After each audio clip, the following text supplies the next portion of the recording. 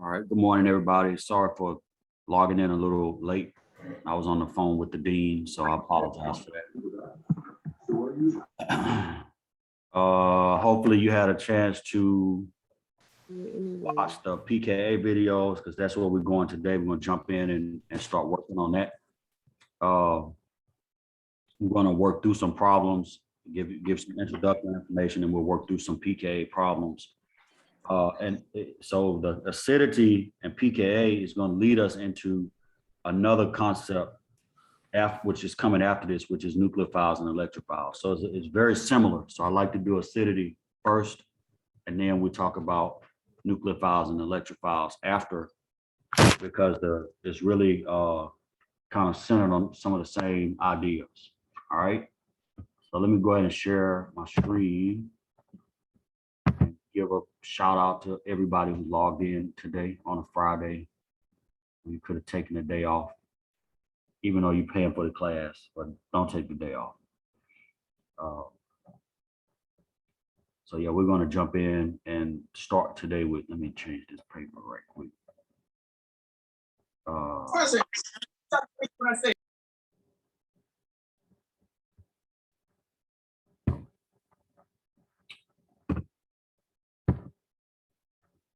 All right, so today, again, we're going to start with a discussion of PKA. What's today? The 10th, sorry.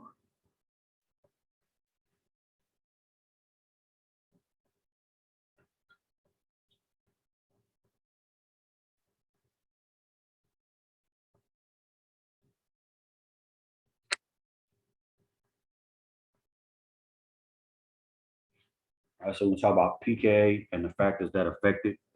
And one of the things that's going to be repeated over and over again is this term of proton transfer. Right? And we see this idea of proton transfer when we're dealing with Bronsted acids and bases. Bronsted acid is an H+ donor, and a Bronsted base is a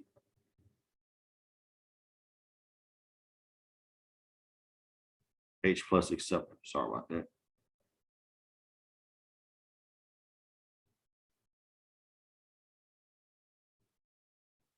Right. So now when we talk about acids and bases, and we talk about donors and acceptors, now we're talking about protons and not electrons. Normally, when we talk about electrons, that's a different class of acids and bases. That's a Lewis acid, sorry.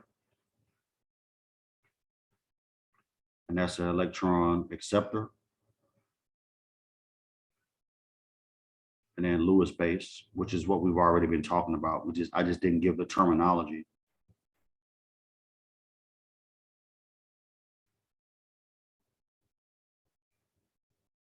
And this is an electron donor, right? So when we were talking previously about donors and acceptors, those can be classified as Lewis acids or Lewis bases. All right, but for this discussion, we're talking about Bronsted acids and Bronsted bases, right? And so we're going to talk about the term PKA in the vein of a Bronsted acid, Bronsted base discussion, right? So Bronsted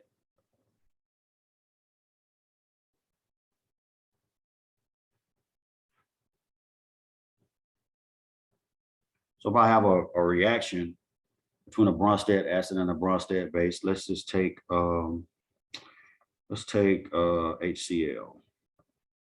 It's a Bronsted acid, and then let's add to that ammonia. Very good base, right?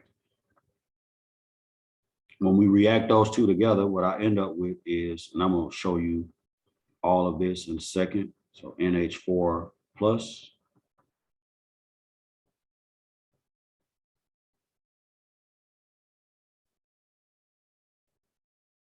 plus Cl minus, right?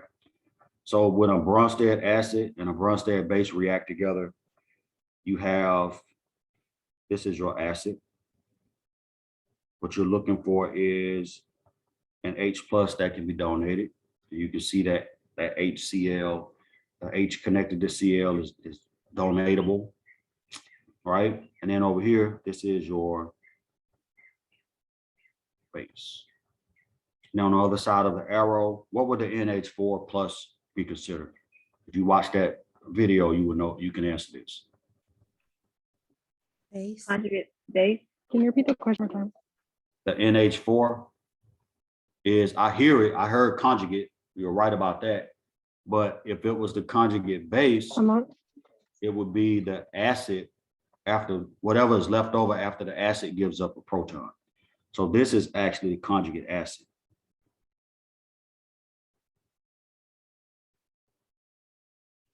Right? It's a conjugate acid. It's the base after it picks up a proton. Are you following? Do you see the difference? You have NH3 and then down here NH4 plus. So if NH3 was the base, when it picks up that proton through proton transfer, it's going to become NH4. Yes or no? Yes. Yeah. So that's my conjugate. The base becomes the conjugate acid. And then over here, the chlorine used to be here, didn't it? Connected to the proton. So this now is my conjugate base. That's my conjugate base. All right.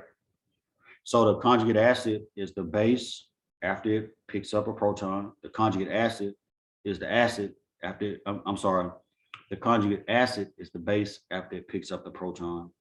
And the conjugate base is what's left over from the acid after it loses a proton. Are y'all following that?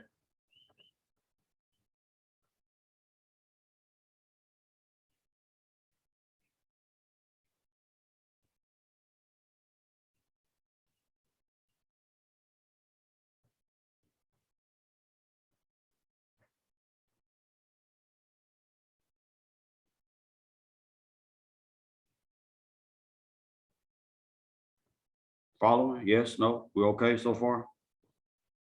Yes. Yes. Yes.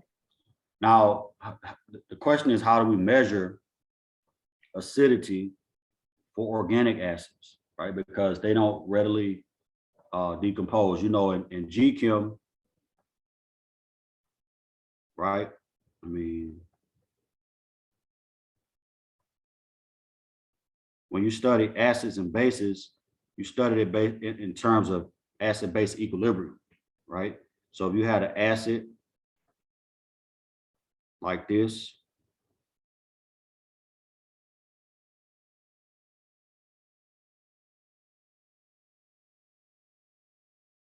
you had an acid like this, HX, and that's in equilibrium with H plus X minus, right? So this is the acid fully dissociates and it's spontaneous. And it's understood that the solvent is water.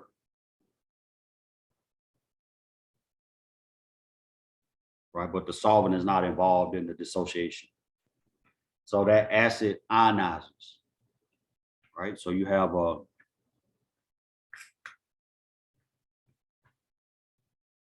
acid ionizing into its two components, right? And the way you measured acidity was using Ka, which was an equilibrium constant. Do y'all remember that? Recall that from Chem?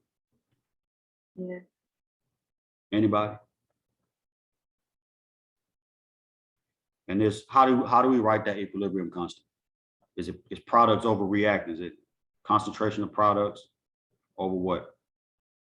Concentration of the reactants. Is that right? Yes. Mm-hmm. So here we put the products, H plus, X minus in the top, and then we put HX in the bottom. And the strength of the acid is really based on the extent of equilibrium towards ionization, right? So if it's a strong acid, it's going to fully dissociate into its two components. And this number right here is going to be a really small number because there's not going to be a lot of HX left if it's a strong acid. So for strong acids, sorry about that.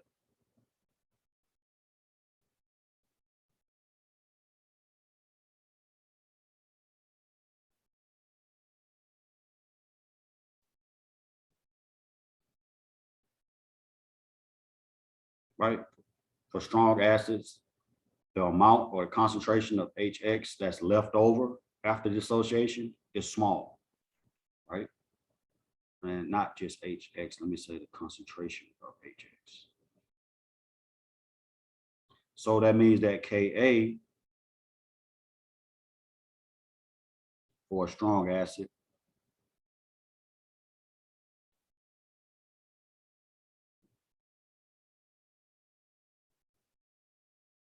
is large. Am I right? If you put a small number in the denominator of a fraction, then that means that the quotient or what you get from the numerator over the denominator is going to be a larger number. The smaller that number is in the bottom, the larger Ka is going to be. Is that right? Yes. All right. And then for weak acids, which don't fully dissociate, Ka is going to be smaller, right? So the concentration of HX is going to be a little higher for a weak acid because there'll be a little bit more of it left because it doesn't fully dissociate.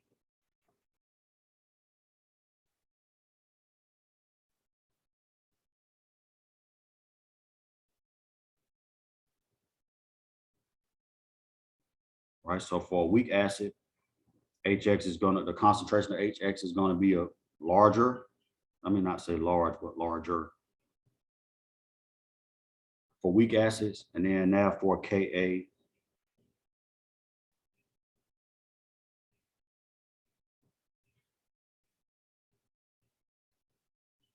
be smaller.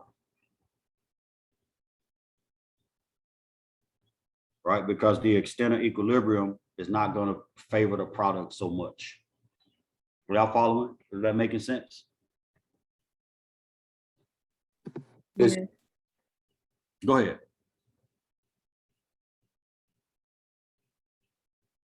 All right. So, but the thing is with organic acids is that they don't readily dissociate, right? Not all of them. Really, really strong organic acids. Some of them, they'll spontaneously dissociate with the moisture in the air. But for the most part, they don't readily dissociate. So we have to have a different way of determining the strength of that acid, right? So we use, for organic acids, we use pKa.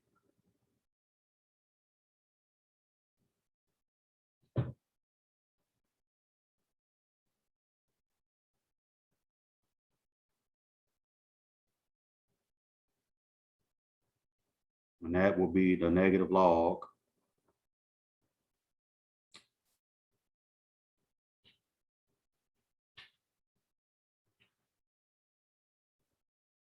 of Ka,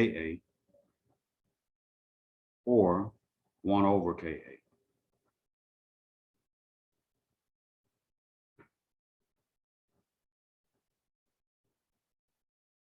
Right, you can express it either way, but this has ramifications, right? Because if it's the negative log of Ka, that means that the way you express acidity for organic acids is going to be a little bit different, right? So for organic acids, if it has a low pKa,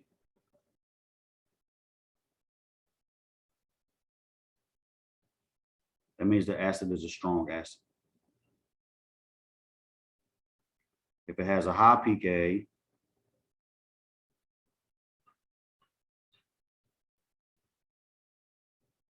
means it's a weak acid. Right? So does pKa mean how how stable the conjugate acid is? Conjugate base. Yeah, you're absolutely right. And so I'm glad you said that. So the pKa is loosely based on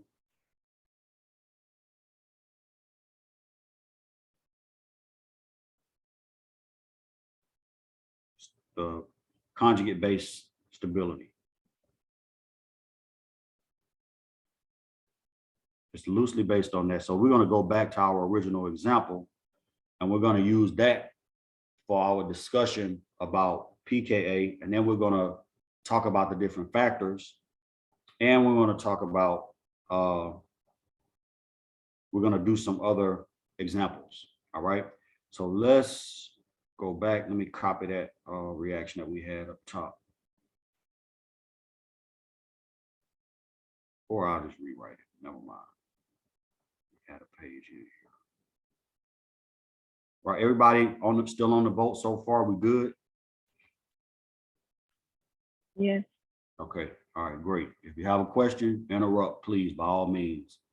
This is not well, it's kind of a semi-dictatorship, but when it comes to asking questions, this is democracy. So please interrupt. So let's look at the reaction we looked at up top. So we had HCl plus ammonia. And let me shrink that down some. So we're going to do a couple of things with this example. We're going to predict equilibrium to figure out which side is favored, which is very easy to do.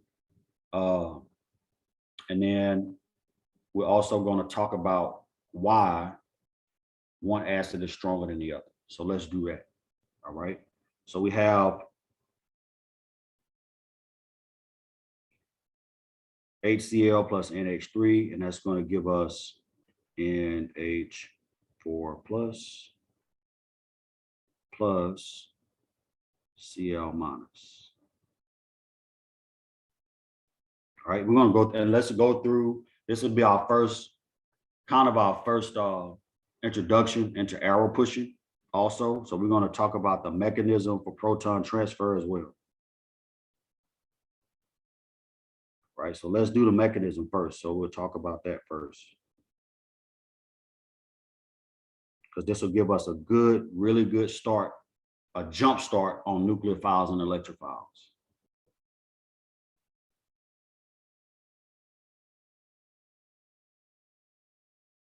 Right, so we're going to use curved arrows. And before we get deep in the weeds on that, if I use a curved arrow with two sides, a double-sided or double-headed curved arrow,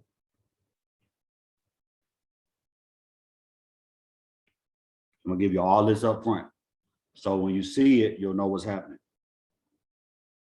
What that means is that I'm moving 2 electrons. If I use a single-headed arrow, like so,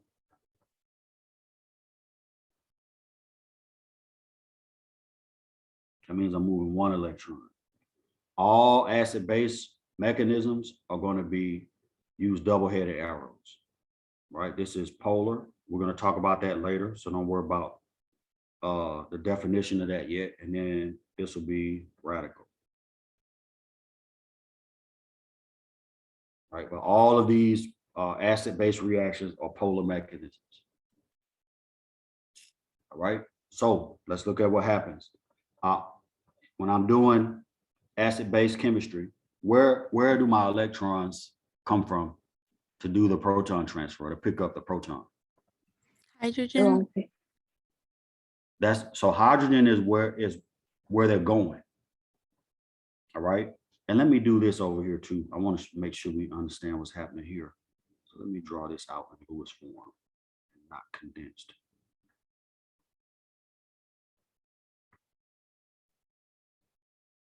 All right. Do you see any other topics that we've already covered? You see how formal charge matters and understanding formal charge matters, all that, and understanding how to draw Lewis versus condensed. All right. But let's go back to the original question. So now we're talking about the mechanism of proton transfer. Let's do that first. Then we're going to come back and we're going to talk about the pKa and how we're able to predict equilibrium. And then we're going to talk about why one acid is stronger than the other. So let's do that. All right. So where are my electrons going to come from to do this proton transfer? All right. Is everybody, if you watch that video, it's the same term, proton transfer and deprotonation mean the same thing. So how is the base, which is here,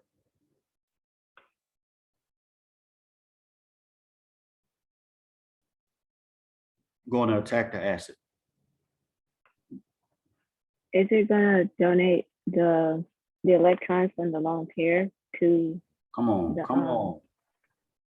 I'm saying that not in a bad way, but in a good way.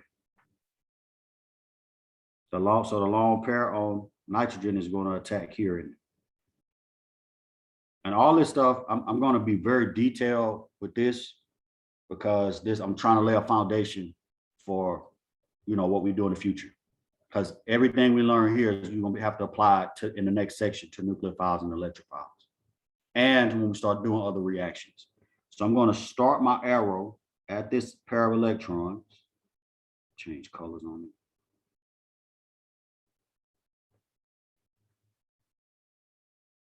I'm going to start my arrow here at the pair of electrons, and I'm going to end it, not like that. I'm going to end it here at hydrogen, because that's the atom that's accepting the pair of electrons. Are y'all following that? So where my electrons start from and where they end up matters. Notice I didn't draw the arrow to chlorine. Chlorine has 3 lone pairs around it. It does not need another pair of electrons. But the reason why the electrons went to hydrogen is because of something we've already learned, which is dipoles. That's a polarized bond. And because it's polarized towards chlorine, which is more electronegative than hydrogen, hydrogen is partially positive, chlorine is partially negative. So the electrons are inherently negative. We learned that in general chemistry part 1. And so because they're negative, they're seeking out something that is positive. So they're not going to attack chlorine because chlorine is already partially negative and it has 3 lone pairs around it. And electrons repel each other. They don't attract each other. Is that right? yeah. All this stuff you learned in general chemistry part 1. All right, so I'm attacking, and you learn acids and bases in part 1 of GChem 2, but you may not have learned it like to this extent. So I'm attacking the proton, and then hydrogen can only make 1 bond. So something has to give, right? So what I'm going to do is take the pair of electrons in the hydrogen chlorine bond and give them to chlorine. This is a very, very, very important concept. Because when we do nucleophiles and electrophiles, it's the exact same mechanism. It's acid-based chemistry, but it's just not between Bronsted acids and bases, but between Lewis acids and bases. But it's the same idea, it's the same concept, same things happen. All right. So this is how I go from NH3 on the left side to NH4 on the right side. And I'm actually going to try to make this even more clear by changing the color of hydrogen. What is hydrogen giving to chlorine? You said, why does that happen? I said, like, what is it giving electrons? Yes, the arrow coming from that bond means because remember, every bond is a pair of electrons. Is that right? Every bond is made up of 2 electrons, right? Yes. So the bond, when you see an arrow coming from a bond like that to an atom, that means that atom is inheriting the pair of electrons in that bond. That's a great question. Thank you. Mhm. And you can see over here, let me actually, I'm gonna change the color of this pair of electrons too, just so we can know where it came from. That pair of electrons, that little orange pair on chlorine came from the HCl bond. All right, we're good so far? Any questions? Anybody not good? Say something.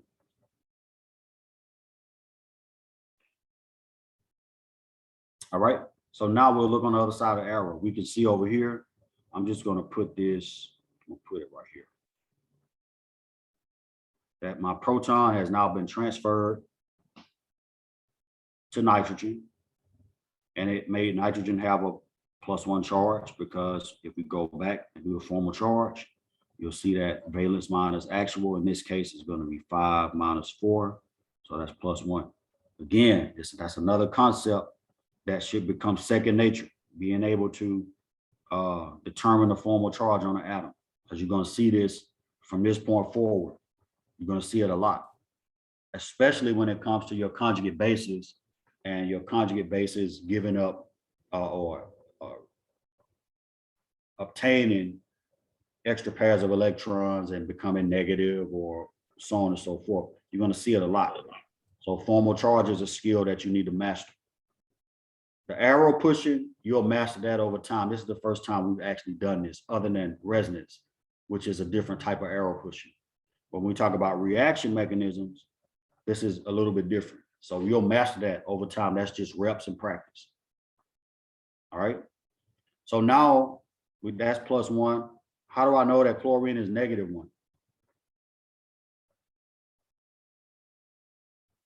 Valence is 7, actual is 8. Is that right? Yes. Mm-hmm. Yeah. Do you see how all these Legos fit together? So it's important to master the fundamentals so that you can apply it to more complex tasks, as we go along. So if you had trouble with formal charge, there's a whole formal charge worksheet, I think, in module 1 or 1A. It's under supplementary items, I think. You can go through and just kind of bang that out. And if anything you have questions on, you can just ask it. All right. So now we see the acid and the base. Did I erase acid? God dang it. Sorry about that. I'm gonna I write have a it. question. Go ahead.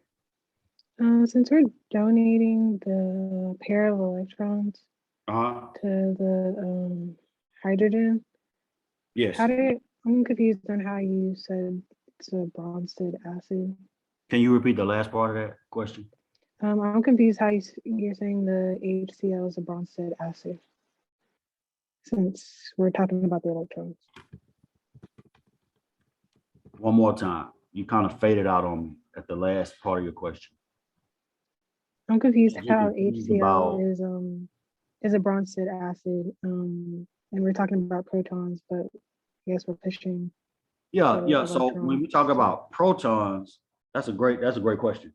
So don't mix up the proton, that's the subatomic particle in the nucleus of an atom, with the nickname for hydrogen. The reason why hydrogen is H plus is called a proton is because once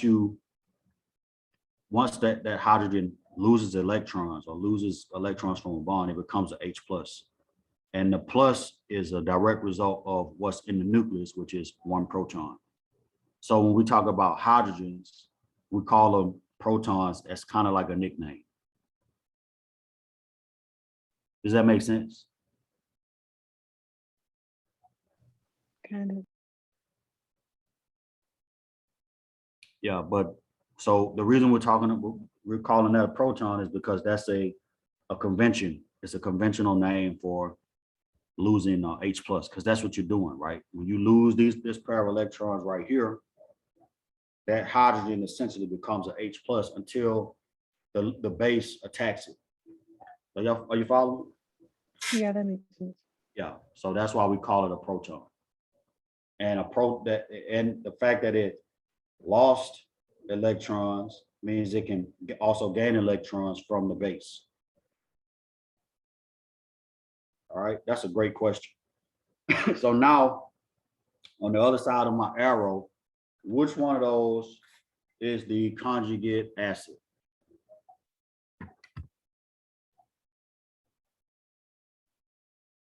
The NH4. Say that again. The NH4. Yes, good. This is the conjugate acid. I'm just going to abbreviate it as Ca. Right? And then this chlorine is the conjugate base. We're okay with that.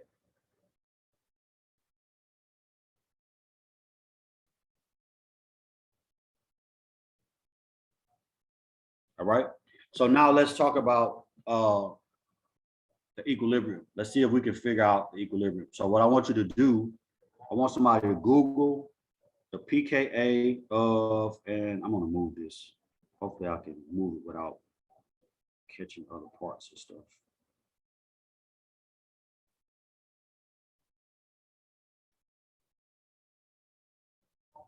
So I'm going to put it in a box.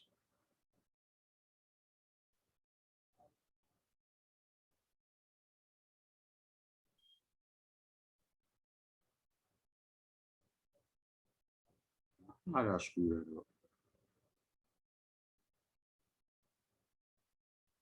I'll fix it before I post it to Blackboard. So somebody look up the pKa of HCl, and then somebody look up the pKa of nitrogen. For HCl, it's negative 6.3. Negative 6.3. That's a really strong acid. If it's negative, that means that thing is giving up H plus like crazy. Now somebody look up the pKa for the ammonium ion. If it ends in IUM, that means it's positive. If it ends in 9.3. HEE, that means it's negative. Or IDE, like chloride, that means it's negative. But can somebody look that up for just NH4 plus? It's 9. Say that one more time. It's 9.3. 9.3 for the ammonium. Yes. Okay, great. So let's look at the pK. So HCl is negative 6.3. And then ammonium is 9.3. Which one of those is weaker? Right, remember pKa is not the same convention as Ka. So a small pKa means that the acid is really strong. A higher pKa means that the acid is weaker. All right. So of those two, which is the weaker acid? Ammonium. Ammonium. Good. Excellent. It's the pK of 9.3. And so that allows us to determine the equilibrium, which side is going to be favored, products or reactants. So as a rule of thumb, equilibrium is going to favor the weaker acid. And I'm going to tell you why in a minute.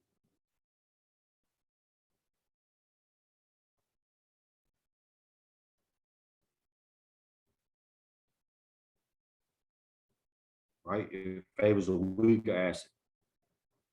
Let me fix weaker, because when y'all read that later, you're going to want to know what I was talking about. All right? Equilibrium favors the weaker acid. The way that I teach this and try to make it make sense is a seesaw, like a fulcrum. Y'all a different generation. Y'all ever played on the seesaw on the playground? Anybody? Yeah. Yes. Yes. 2, 3 people. All right, great. So what happens if you put a little kid on a seesaw with the rock? So I'm putting the rock right here. I can't draw him, but y'all know what he looks like, right? He got muscles everywhere. That dude got muscles in his muscles. He got muscles in his face, nose, everywhere. And then I put a little kid on this seesaw with the rock. Which way is that seesaw going? The kid is going up. The kid is gonna get flipped in the air. Is that right? Yes. All right. I'm doing this on purpose because I want you to have a visual idea of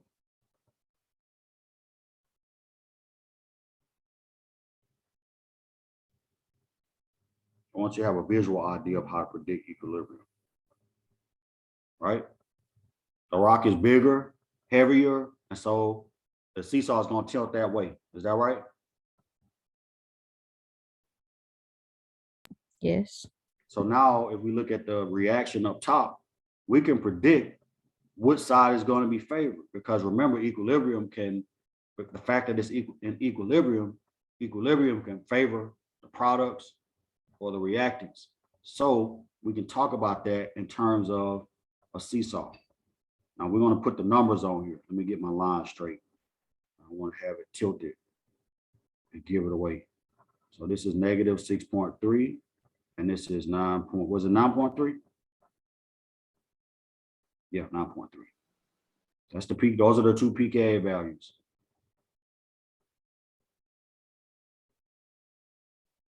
Is that right? Yes, that's right. Which way is that seesaw going to tilt? Where's the 9.3? Or is the 9? Very good. It's going to tilt that way, isn't it? So this is a way to predict the acid-base equilibrium.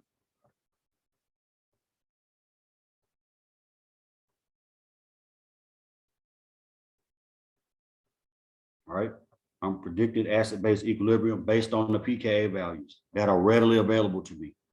Right. This is not a mystery. I don't have to calculate it. Years and years and years of research have gone into calculating pKa values for various acids. So we don't have to come up with a number or calculate it. We can just look it up, which is exactly what we did. Right. So equilibrium is always going to favor, again, the weaker acid. And I know this is counterintuitive because it's a bigger number, but we're talking about pKa and not Ka, right? So the weaker acid is going to have the pKa, the number is going to be bigger. And the stronger acid, the number is going to be smaller, right? So equilibrium is going to favor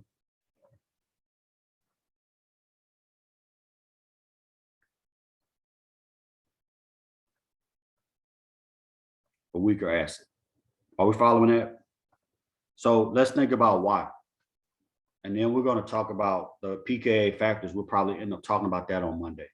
But let's talk about why it favors the weaker acid. So let's go back to our original definition of a Bronsted acid. What is a Bronsted acid?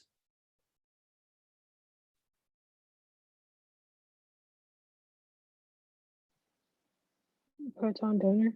A proton donor. Excellent. H plus donor. Which types of acids do you think are going to donate H plus more readily? Strong acids or weak acids? Weak acids. Think about it. Think about it. If I'm Acids. strong acids, if I'm a strong acid, I give up H plus more readily than I would if I'm a weak acid. Are you following? No. No.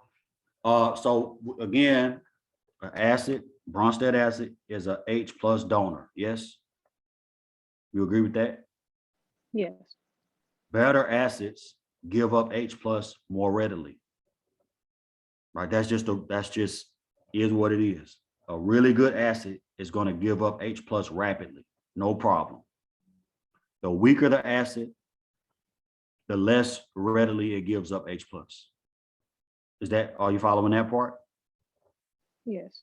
So if I have a weak acid, it's not going to give up H plus right away. It's holding on to it. There's a reason for that, which we're going to talk about probably on Monday, dealing with the stability of the conjugate base. But the weak acid is going to hold on that proton for dear life. Strong acid, no problem. Here, take it. All right. So when we think about the equilibrium, if I start out with a strong acid and I make a weaker acid, which is what I did here, you see that? HCl it's a very strong acid. It's even has a negative pKa. So it's giving up H plus with no problem, right? The ammonium is a weaker acid. So the reverse reaction is a whole lot slower than the forward reaction. Are you following that? Because the ammonium, the conjugate acid is much weaker. So it's not giving up H plus as readily. Are we following that? Because this is an equilibrium, right? That's what these arrows indicate, that this is a forward reaction and a reverse reaction. They're going back and forth. But the extent of equilibrium is going to be dependent on which acid is stronger, which acid is weaker. So for this reaction, the forward reaction is going to be favored and the reverse reaction, not so much. See how that arrow is shorter going back to the other side?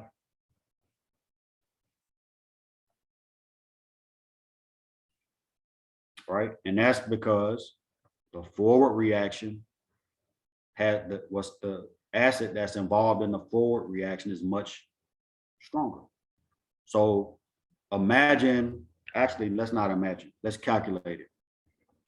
We can figure out how much more acidic one acid is than the other. All right. And so what we need to do is find the difference between the pKa's. Find that equation. Yeah. So the pKa difference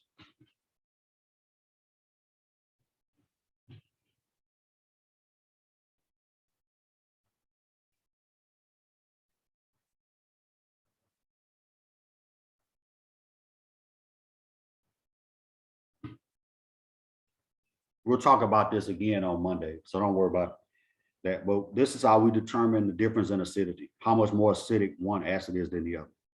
So the difference in acidity is what, about 15, is that right? If we take negative 6.3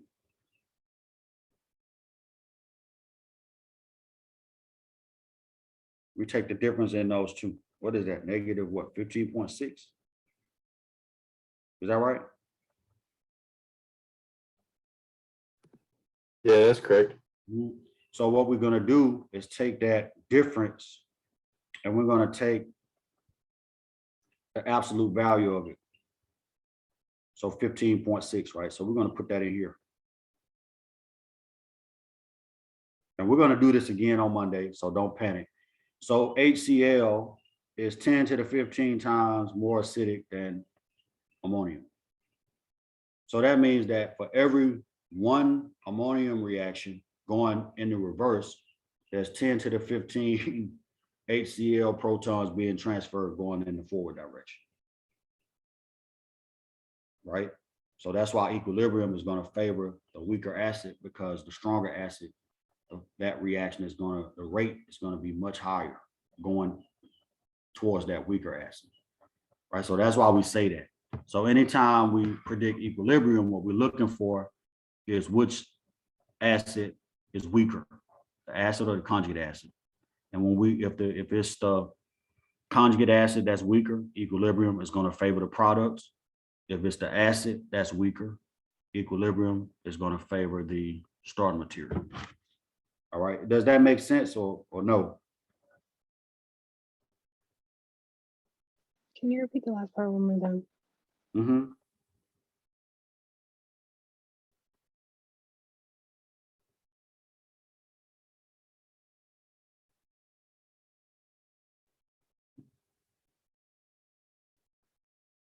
Right. So the reason why the weaker acid is favored is because the stronger acid gives up its protons more readily.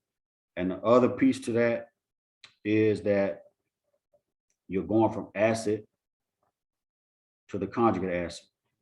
So if the conjugate acid is weak, then the conjugate acid formation is going to be favored.